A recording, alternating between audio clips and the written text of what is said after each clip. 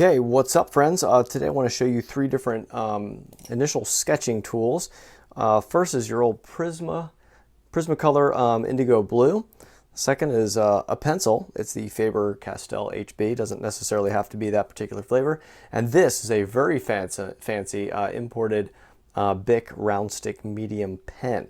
So I know a lot of you have asked, what do I use for sketching, and also how to use the ellipse guide or how to do wheel perspective. So I thought in today's video I would just show you a little bit about just doing some of those wheel perspectives. So the cool part about the Indigo Blue is that it has a real nice kind of unique color to it.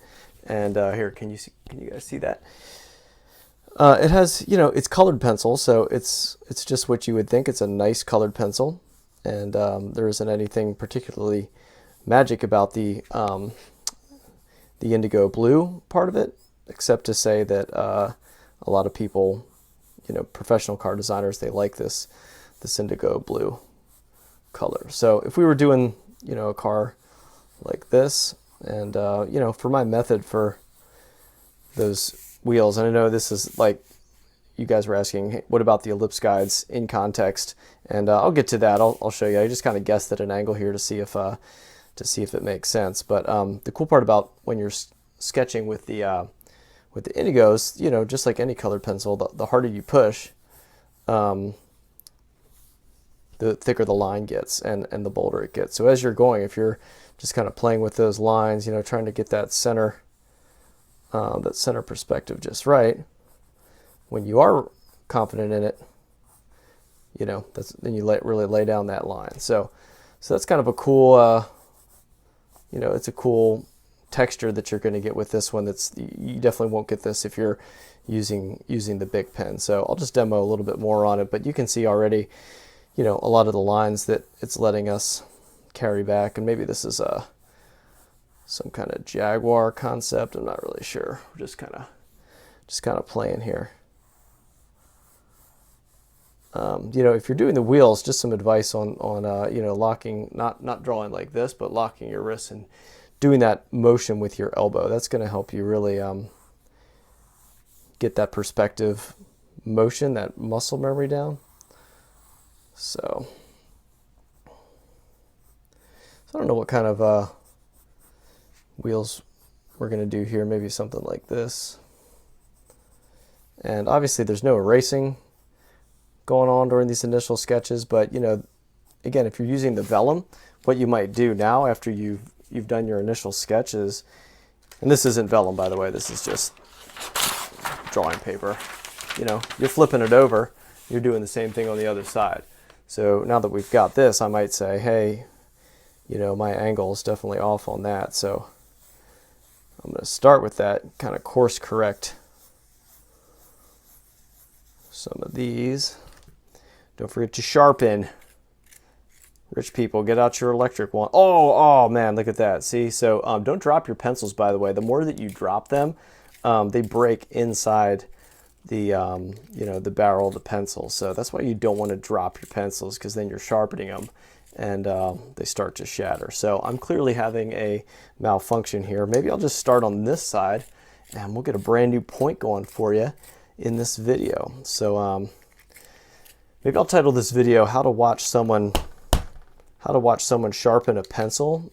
Clearly that part of it is done. But anyway, you can see here, and also if you have black, black is another one that you can use, but that indigo is really the place to start, because it's going to let you get some of those different weights. And now you can see the second time around I'm doing this, I'm already fixing some of those angles, getting some cooler lines out of it. See how I'm doing that? All right, now if you were doing the ellipse guide, this would be a good point to bring it in, and I will try to demo it for you here. I don't think this is technically the right angle, but just for you guys, I'm going to do it. Don't tell your friends who are professionals that I did this. There you go. So that's a little example of how I might pop in that ellipse guide right here. Now I might scoot it in a little bit just to illustrate some of that part. Got the inner lip, and then I'm going to move over here for the center cap. Maybe this is the size for that. And now you can see, hey, you know, I've got a pretty nice looking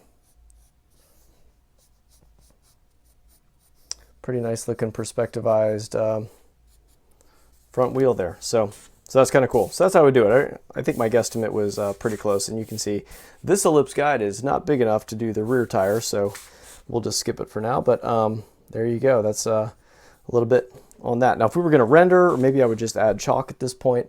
But you know, keep sharpening your pencil, keep going for it, and you know, if you're really going for that shape, getting that form down, the pencil is just a nice way to get that fast, those fast lines down. Now, getting back to our other two media, we're talking about the pencil and the Bic pen.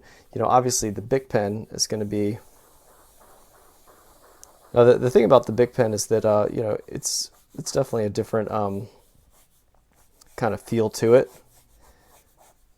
and just, I don't know, it's just a preference. I don't think there's necessarily a right or wrong way. You can get some different pressures out of it like that, but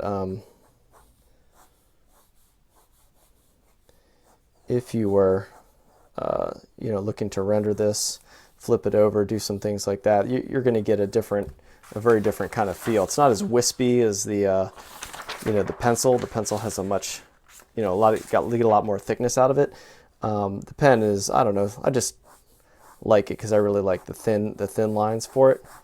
But you can see here, once we flip this one over, it'll just be a different experience. Word of warning, if you are planning on rendering on top of the Bic pen, it will do some weird pen-like smudges. For example, if you have your, you know, cool gray and you're going over it, you'll get some of that purple stuff, and I'm pretty sure you do not want that. Why isn't that red? Hold on, let me do that in red.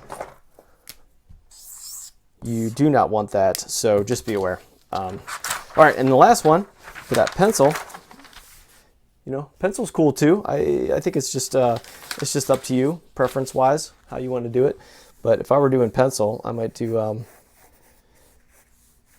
know, if you're doing like a kind of more of like a hobby kind of drawing, and you're not looking to take it onto a full-on industrial, you know, rendering, then a lot of people will like to do full-on pencil shading, like the complete pencil shading kind of rendering. So that's cool. I never do it. I don't know. It's just something about the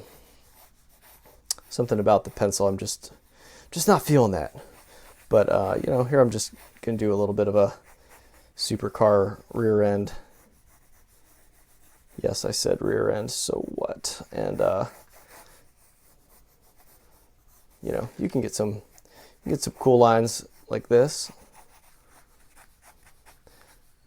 with just your pencil. And then if you were doing that and you flip that over, you know, you just keep doing what I've been teaching you about the two sides. Now the cool part about that is once you have those really strong lines, if you want to switch to, you know, pen or pencil, or just go right to your rendering, you can erase over it real lightly with a this one's like that flexi gummy marker, which is pretty useful for erasing, but it's not very tasty. I've tried it. I also use my Koh-i-Noor, but it smudged all over the place. So it's up to you what you want to use. There's also a little like little packet kind of eraser thing that you can rub all over it, which will lightly just erase all of those detail lines, so that from here, if I wanted to come in and I'm like, all right, I'm ready to get to the render, you know, I can go right to my marker, maybe one that's still has some life in it, and you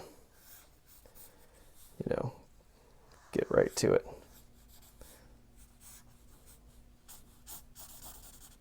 like that. So all right, so that's 3 different types of ways to start your initial sketch. You can start with pencil.